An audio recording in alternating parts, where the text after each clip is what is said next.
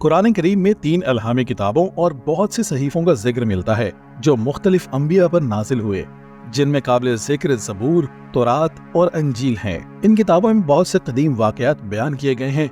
इनमें से अक्सर वाक़यात पर Hollywood director Steven Spielberg Indiana Jones जैसी शाहकार फिल्मों की सीरीज भी बना चुके हैं, जिनमें से एक थी readers of the lost arc. इस फिल्म में जर्मनी नाजी फौज को एक ऐसे संदूक की तलाश में दिखाया गया जो खुदा की तरफ से बनी इसराइल पर उतारा गया और इंतहाई मोहलिक और पुरअसरार ताकत का हामिल था। फिल्म की कहानी के अलावा ये ताबूत, जिसे ताबूत सकीना भी कहा जाता है, ये एक मुकद्दस संदूक था जिसे कदीम इसराइलियों ने खुदा की हदायत और डिजाइन के तहत बनाया था और इसे हजरत मूसा अलैहिस्सलाम के इन 10 अहकामात को महफूज रखने के लिए बनाया गया था जो इन पर अल्लाह की तरफ से नाजिल हुए थे और तौरात के मुताबिक पत्थर की 2 तख्तियों पर लिखे गए थे। तारीख बताती है कि इसे हैकले सुलेमानी में महफूज रखा गया था। जब बाबिल के बादशाह ने हैकले सुलेमानी तबाह किया तो उस वक्त तक ये संदूक तारीख के सफ़ात से मुकम्मल तौर पर गायब हो चुका था। लेकिन अहदनामा कदीम के मुताबिक जब हजरत ज़िक्रिया अलैहिस्सलाम के वक्त यहूदियों ने हैकल को दोबारा तामीर किया तो संदूक नहीं मिल सका।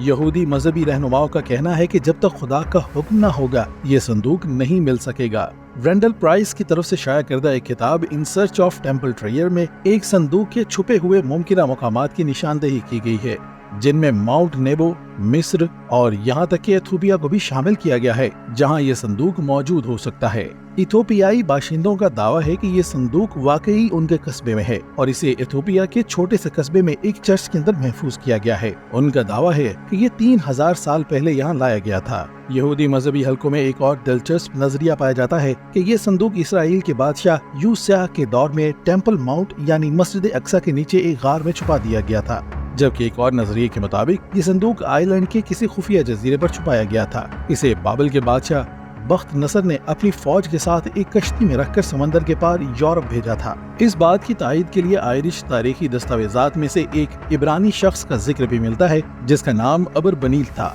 जो 580 कबल मसीह के आखिर में आयरलैंड मुंतकिल हुआ। हजारों सालों से माहिरीन आसार कदीमा, मजहबी रहनुमा और खजानों की तलाश करने वाले अफराद इस संदूक को तलाश कर रहे हैं, लेकिन आज तक इसका सुराग कहीं नहीं मिल सका।